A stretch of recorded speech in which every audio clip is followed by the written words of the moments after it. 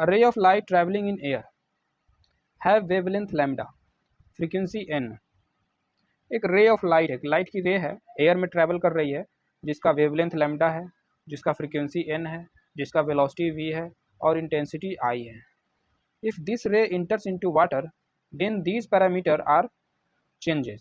कुछ इस तरीके से, जब वो पानी में जाता है तो वेवलेंथ लैम्डा डैश हो गया, फ्रीक्वेंसी n डैश हो गया और वेलोसिटी v डैश हो गया, इंटेंसिटी I डैश हो गया. Which relation is correct from the following. तो कुछ दिया गया यहाँ पे, तो इसमें से कौन सा सही है. तो ये ऑप्शन ए जो कह रहा है कि लैम्डा बराबर लैम्डा डैश, इसका मतलब कि जब रे एयर में था और वाटर में था तो दोनों में वेवलेंथ बराबर ही होगा. तो क्या ऐसा पॉसिबल है. तो लाइट की एक प्रॉपर्टी होती है कि वह जब किसी दूसरे मीडियम में जाती है तो वो अपना फ्रीक्वेंसी चेंज नहीं करती है, भले ही वो अपना लैम्डा वेवलेंथ चेंज कर दे. स्पीड, लाइट की स्पीड सी होती है, स्पीड बराबर लैम्डा इंटू फ्रीक्वेंसी होता है. जब वो दूसरे मीडियम में जाता है तो यह स्पीड सी कम जाता है. तो ये स्पीड कैसे कमता है.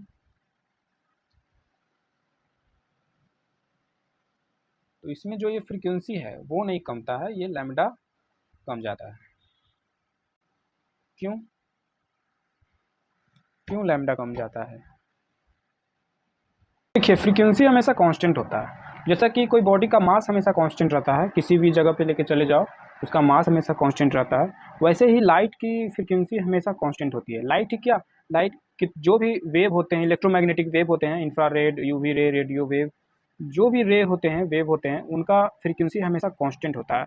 ऐसा इसलिए क्योंकि आप आगे चल के मतलब फिजिक्स में आप पढ़े होंगे कि कोई भी वेव कैसे प्रोड्यूस करते हैं, तो चार्ज के ऑसिलेशन की वजह से.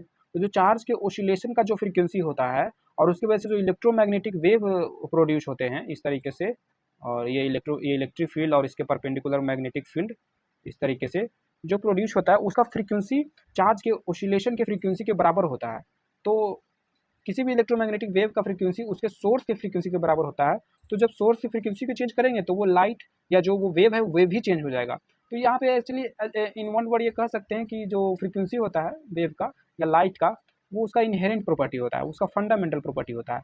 मतलब फ्रीक्वेंसी ही डिफाइन करता है कि वो कौन सा वेव है या कौन सा लाइट है, येलो है, ग्रीन है, इसमें कौन सा कलर होगा, वो उसकी फ्रीक्वेंसी से डिपेंड करता है, फ्रीक्वेंसी से पता चलता है. तो फ्रीक्वेंसी कांस्टेंट है. तो जब लाइट किसी दूसरे मीडियम में जाता है तो उसका स्पीड चेंज होता है, तो इधर भी चेंज होना चाहिए, तो ये तो कोई चेंज नहीं होगा, तो लैम्डा चेंज होगा.